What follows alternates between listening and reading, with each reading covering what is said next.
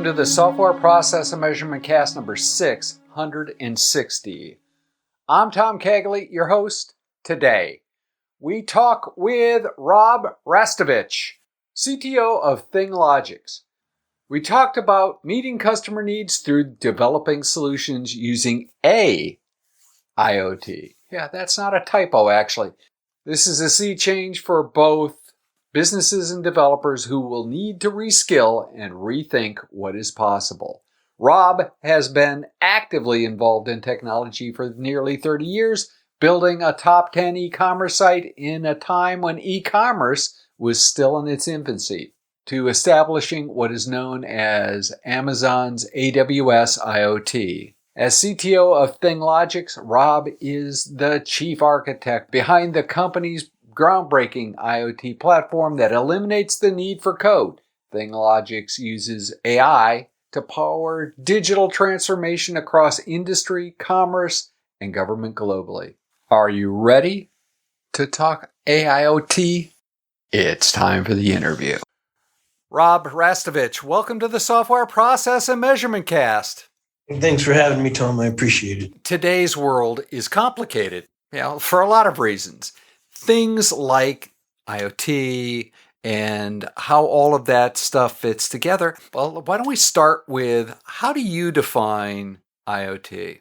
That's a really good question because it's, I think a lot of times we get that it's defined all over the place. So for me, the definition of IoT, or the Internet of Things, is anything that can send or receive a message. Talk, if you will. A lot of times I think you have firmware guys out there that are talking about, well, IoT is the ability to enable, and this is, I think, where it all started, where we called it the Internet of Things, but it was the ability to connect a device to the internet, right? The ability for a device to be connected to the internet. And I think that's our traditional stuff. Then you had a lot of IoT firms that said that IoT is really more analytics. Like, we're an IoT companies were companies that showed graphs of, temperature sensors and being able to amalgamate all this data. And then there was, IoT is more of, a strategy kind of thing. So to me, it's anything that sends a message. That could be something as simple as a temperature sensor, but it also could be a person. A person sends a message. It could be a business. A business can send a message. A database can send a message. Anything that can send and receive a message can therefore be connected. So I tend to think of it more as not so much as the Internet of Things, but the Internet of everything. Your role is sort of chief architect. Before we explore, how this, the whole information of Internet of everything, or Internet of Things, affects, business models and things like that. What's the role of a chief architect in a company like ThingLogix? So it's really about taking these applications, or looking at application and software development, and from a kind of a different perspective. I'm old enough to be around to have done procedural programming, right? Like Fortran and COBOL and all those kind of procedural language. When object-oriented programming came along, we had to start thinking about software in a very different way, what an object is and what objects mean. So when you're architecting these software applications in today's world, we have to stop thinking about it in terms of the way we used to, which was request and response.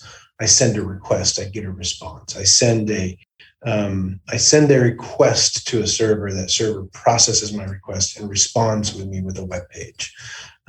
All of our enterprise applications are still in that request response pattern.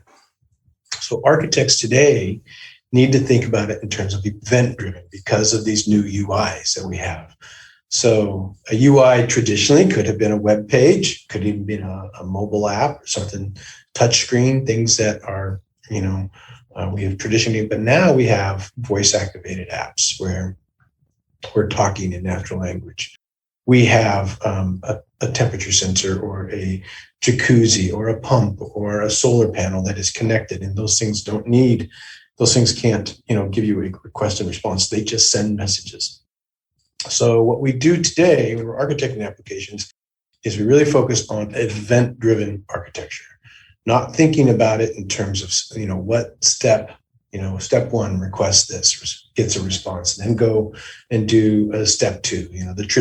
The kind of the classic example is ordering, right? You order something on Amazon, you add it to your basket, and then you go and you check out, and then you pay for it with your payment process, and then you do order fulfillment, and then it gets shipped, and then whereas now an event happens. An event is, instead of like, I'm out of soap.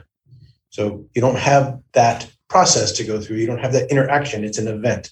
The washing machine said it's out of soap, and Amazon is going to send the soap to where the washing machine is.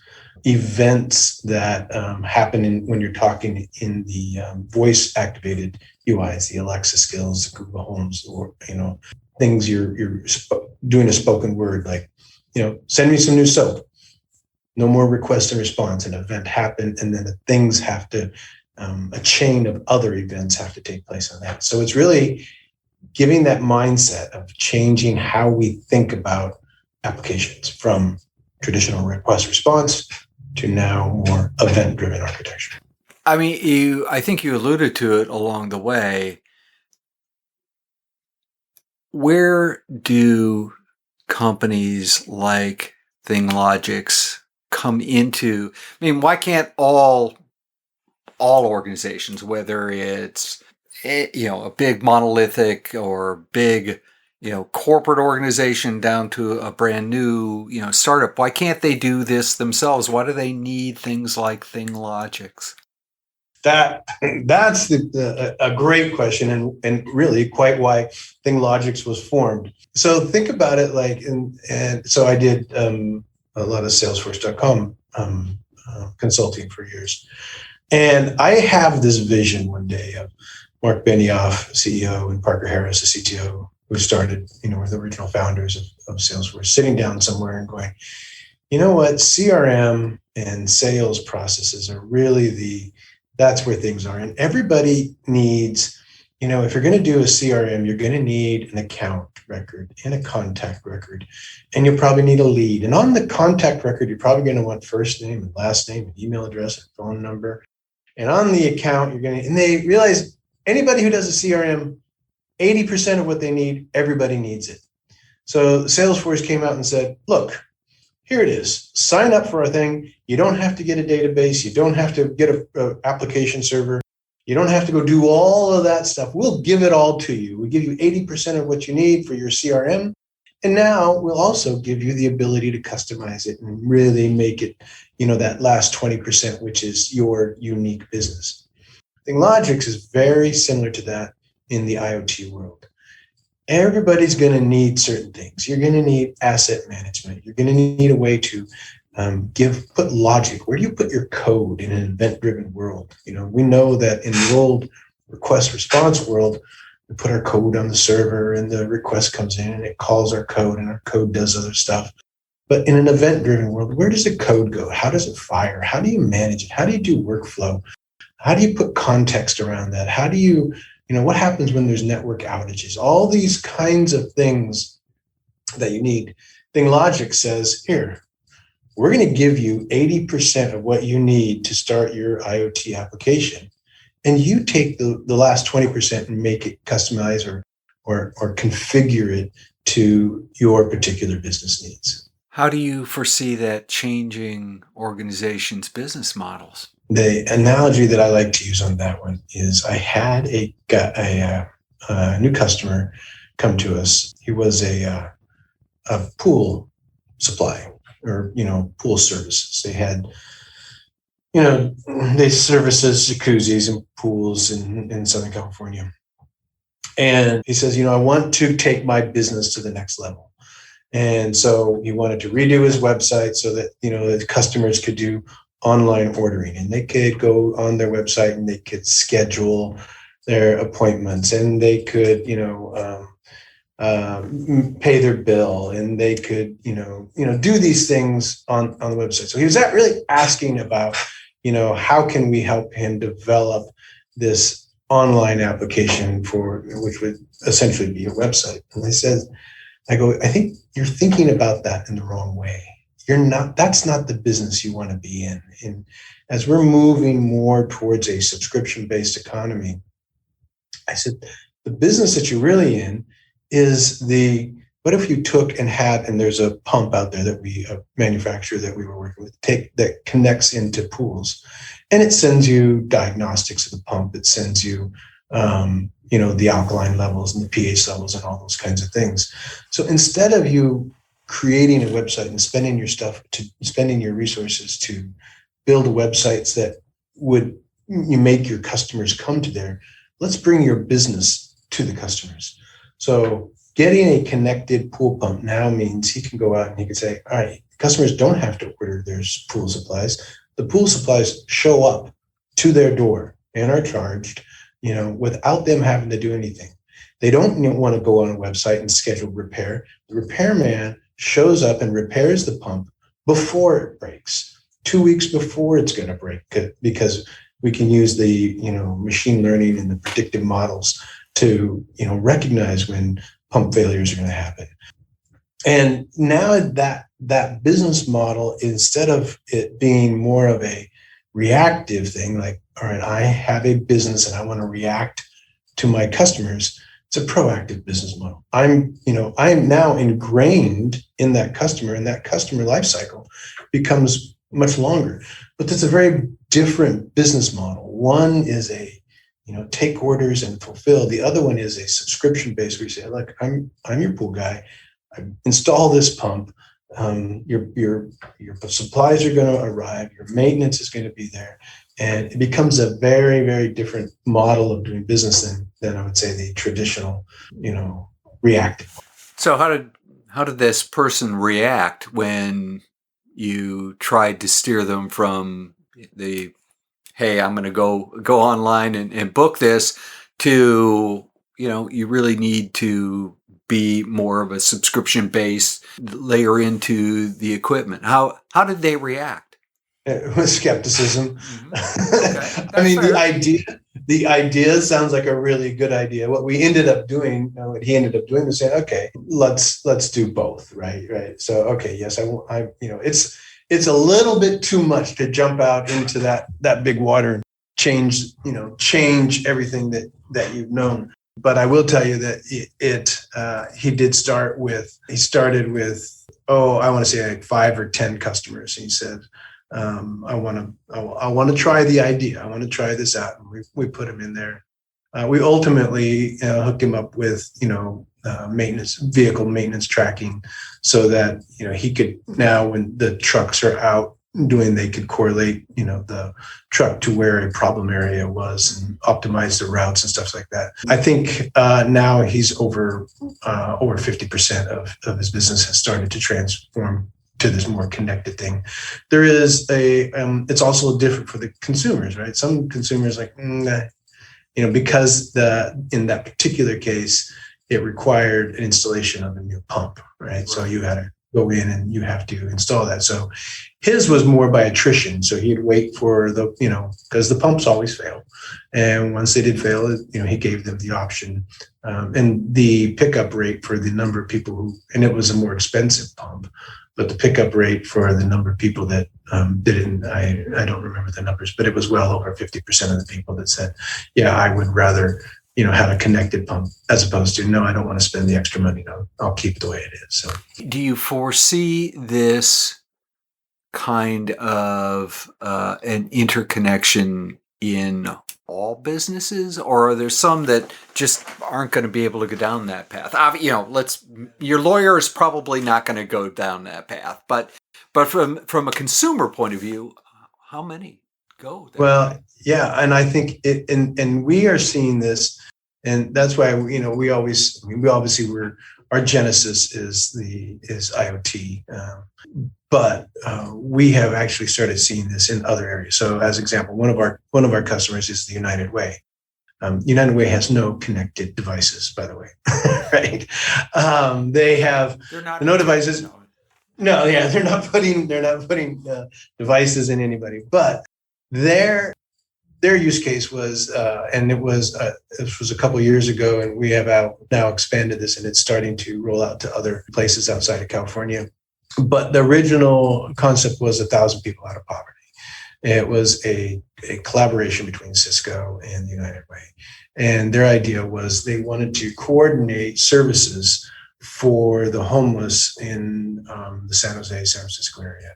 So in other words, you have agencies that provide food banks. You have agencies that provide healthcare and mental health services and shelter and food. And, there's all these different agencies, each focusing on one little thing, but they wanted to create a centralized place so that you could coordinate care for an individual across all these different services.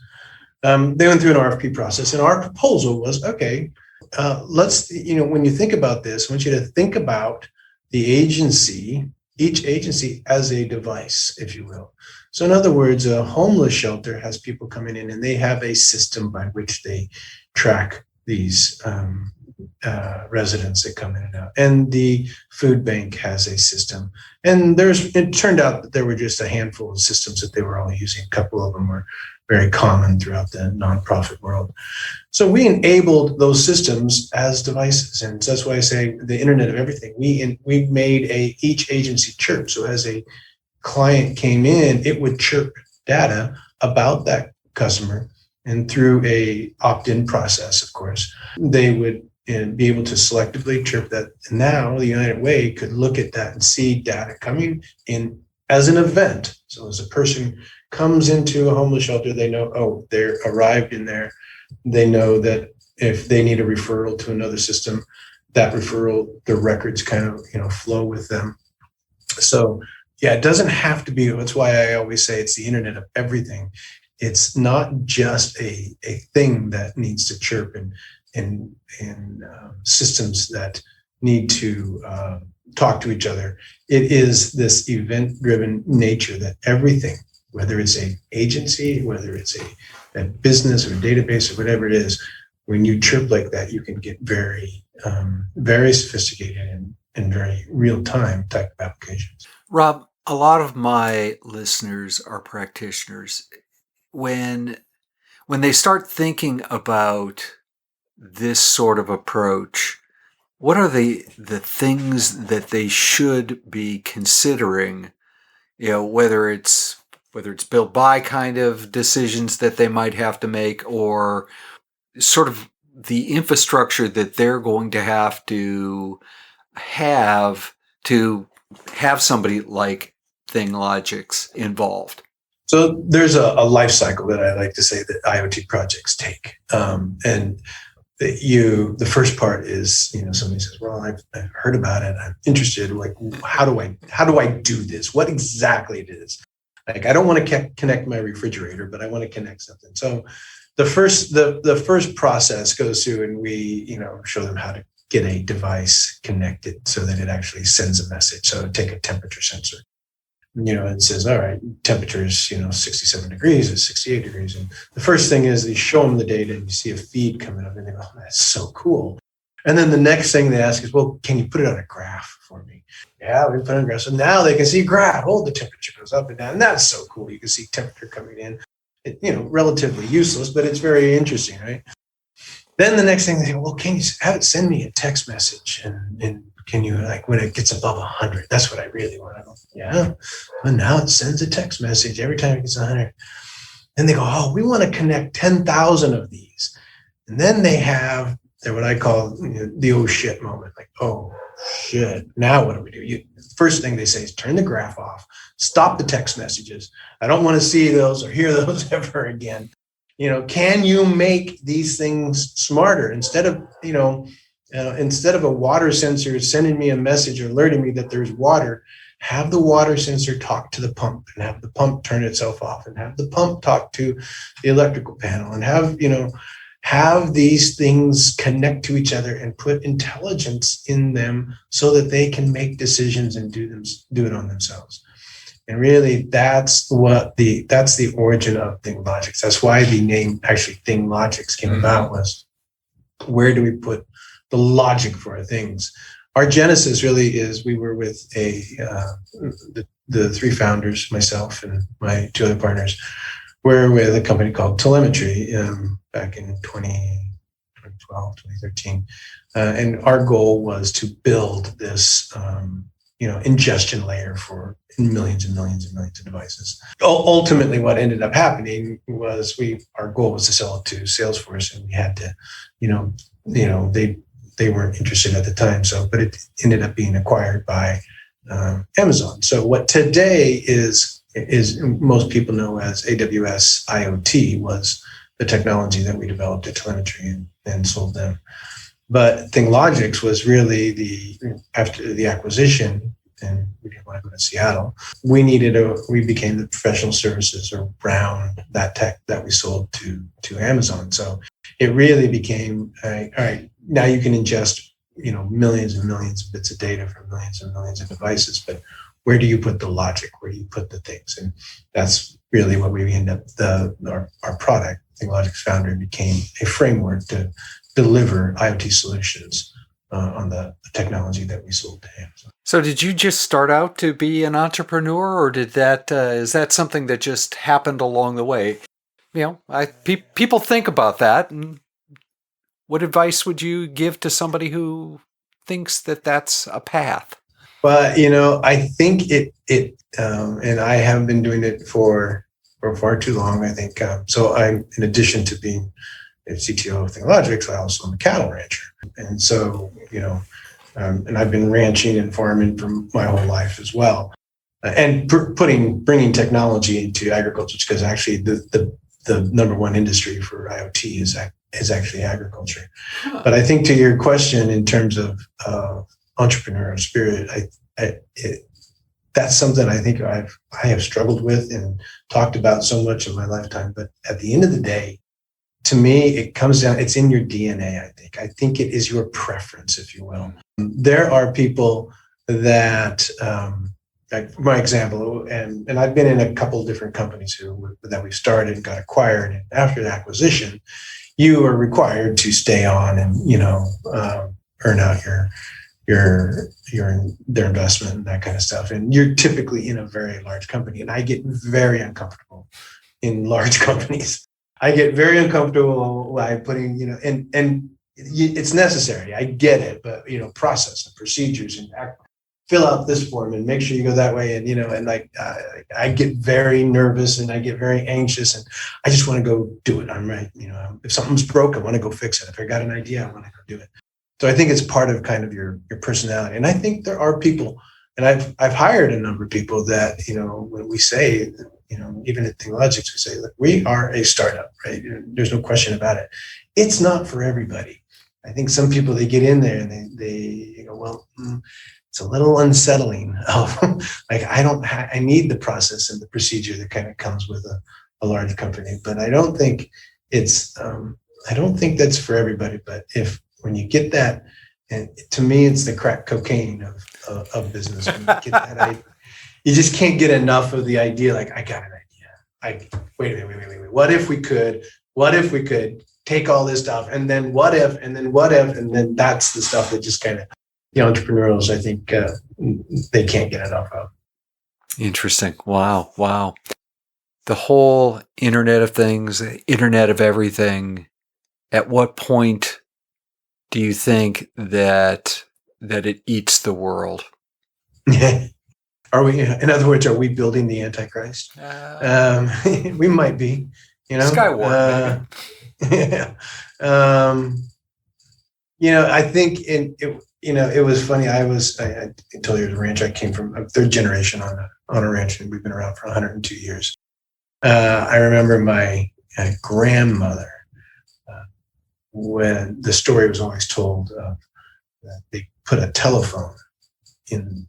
She didn't want a telephone in the house, and they were like, "You could talk to your friends, and you could." And she's like, If I want to talk to my friends, I'll just go outside and I'll meet them at the creamery and we talk. That's what we do. I want to go see them. She didn't want the noise in the house. She couldn't imagine the ringing. I think there is at every, these days, a telephone, has evolved to something completely different than what it was even back then. But technology has that, I guess that fear factor. We all get a little afraid of what could this be used for? Because we've seen it used for ill, and we've seen it used for good. Could it consume us? Could it, take over the world? Having been in the trenches of artificial intelligence, having been in the trenches of making things smarter, no, I'm not afraid that we can't turn the robots off. I think we science fictionize that to the point where we say, are the robots going to take over? I don't ever see that happening, because just knowing how technology works, it's not something that can live on its own. It definitely does take a quote unquote life of its own, but it is still programmed. I think the bigger question on that, and I was talking to a technical ethicist, it's, what biases do we put into those technologies? What biases do we, the biases that, we put into our technology and we program in there. So maybe the better question is it going to take over the world? Probably not, but will it shape the world? And what shape will the world be in? Is it going to do? Yeah. Our political beliefs, our personal beliefs, I think they can't help but do that. So I think we have a word of caution. We need to be careful and we need to be moral and ethical as technicians. I don't think we talk about that nearly enough. I think a lot of times we just say, well, we need the money and it's a job, and should we be doing this? So, and we've had a couple, in situations where we've when we were building the technology, there's governments that have venture funds and they will fund you, but sometimes it's just probably not the best thing to take money from just about anybody just because you need money. There's always money to be had. So I think morals and ethics do play a role in it, and it's going to be up to the individual technicians to make sure that we adhere to that it doesn't take over the world, as you say. At what point, if it doesn't take over the world, at one point is it a mandatory component of all business models to integrate into that sort of overall, sharing of information, so that the experience is correct, so that I can walk to my refrigerator and it knows that I'm out of ice cream right now, and that should be shipping at some point. So to what degree will that become, I think, you see technology going through these phases, and I think all businesses are going to take up the technology at one point. Just look at the life cycle of the fax machine. The fax machine was designed, and it was like, oh my gosh, we're gonna have so much extra time, aren't we? Because we can move data back quicker, and so we don't have to wait for the mail. So we're going to have all this extra time because things are going to move so quickly. We're going to have all this leisure time. But if someone gives you a fax number now and tells you to fax them something, like you look at them like, what are you talking about? Even now we're starting to see like the death of email, the death of web-based stuff where and I always say, 5-6 years from now, we are going to laugh at the idea. Remember how when we wanted to order something, we had to open a computer. We opened a computer and we had to launch this program. We typed www in there, and that was crazy. That was just crazy business, right? So I think businesses are going to have to do this because it is the way that consumers are going to consume their stuff. They're going to say, you're going to want to be able to say, all right, maybe you don't want to order the ice cream automatically, but maybe you don't want to go on the website and, click and add to basket and send it. Or maybe you don't want to go to the store. Maybe you just want to say, Alexa, get me some more chocolate ice cream, and have the chocolate ice cream show up. Once you get to that level of convenience, it's hard to go back. We've seen a lot of that too with the pandemic, people, the way that ordering and commerce and commodity fulfillment has changed. It's definitely changing, and I don't think we're gonna evolve the other way. I think we're gonna see some different types of commerce happening. Rob, this has been fantastic. If you woke up tomorrow morning and somebody gave you your caffeinated beverage of choice and a magic wand and said that you had the power to change any two things that affect how people use and interact with the Internet of Everything, what would those two things be and why? To change how they interact. So I guess that's a really good question. If I woke up and I could change things about the interactions, what would they be? So I think the very first one would be removing the fear. I think that if you remember back in the .com days, I went through the whole .com thing and put up my first website in '93 and rode the wave and felt the crash and made and lost fortunes like everybody else. And I remember then that, I had a customer and I said, I want to build a website for you.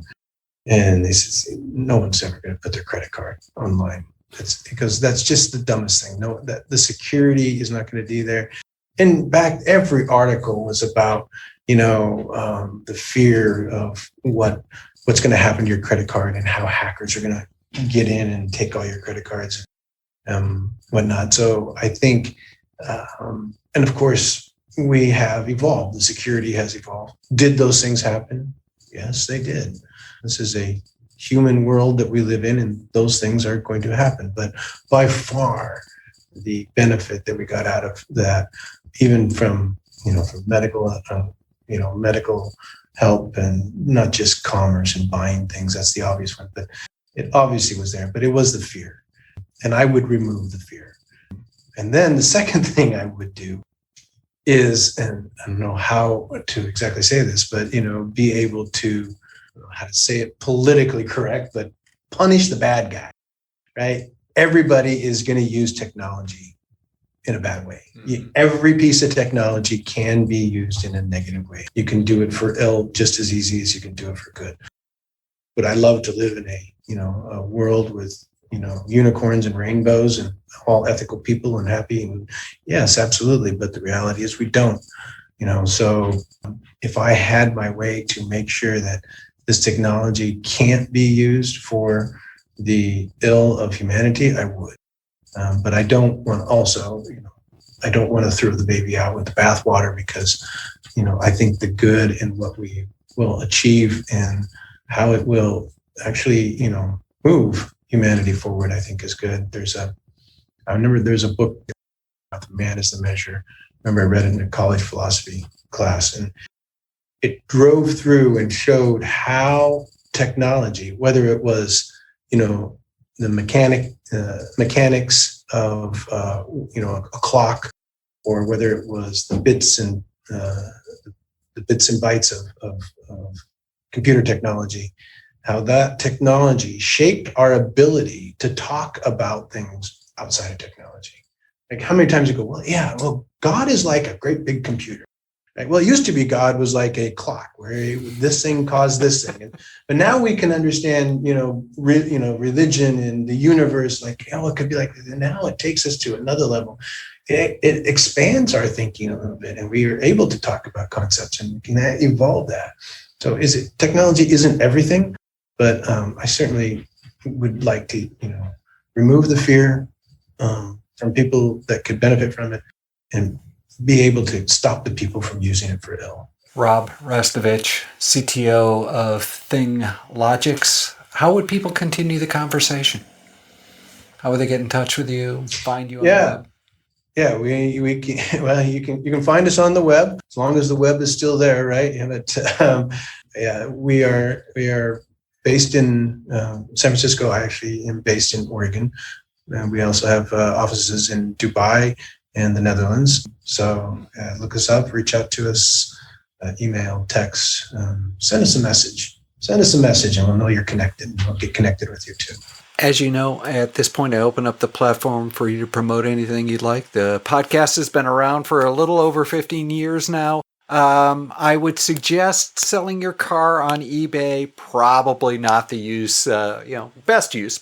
You want to, but, even Show Zero still gets a few downloads here and there. So, it's been around for a while. The platform's yours, Rob. Thank you for sharing. Promote anything that you'd like. Well, we've got a couple products that we're really proud of these days. So, around the pandemic, we have a product called WorkWatch, which again built on top thing is connecting, making it safe for students to go back to school, providing text-based health checks, infrared temperature scanning, kiosks to go back to the workplace. And then we're also very proud of a new product called Chirply that we came out with that is also an event-based text messaging system whereby enterprises can reach out and manage their text messages between the company and the customers. More than just chat bots, more than just message centers.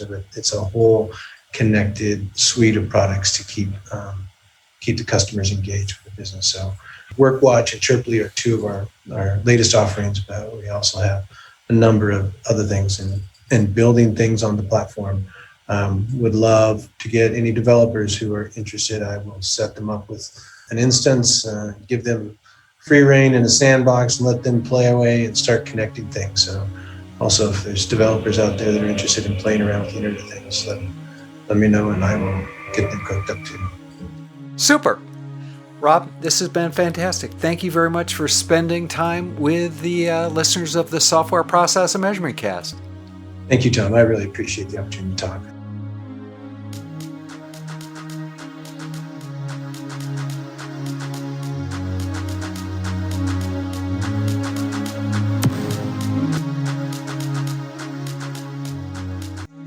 In upcoming events, using the TMMi accelerates the value of DevOps. This is a free TMMi America webinar featuring Rex Black. We are a media sponsor for the TMMi webinar series. Check it out on Friday, August 6, 2021, 2 p.m. Eastern Daylight Time. Link in the show notes to register. In Reread Saturday News, this week we focus on Chapter 3 of Monotasking by Stefan Notenberg. The chapter this week is titled Focus on One Task Now. An update on the continued experiment using monotasking. In Chapter 2, Stefan describes how to create a short list of 5 items and then push everything else to the grass catcher list.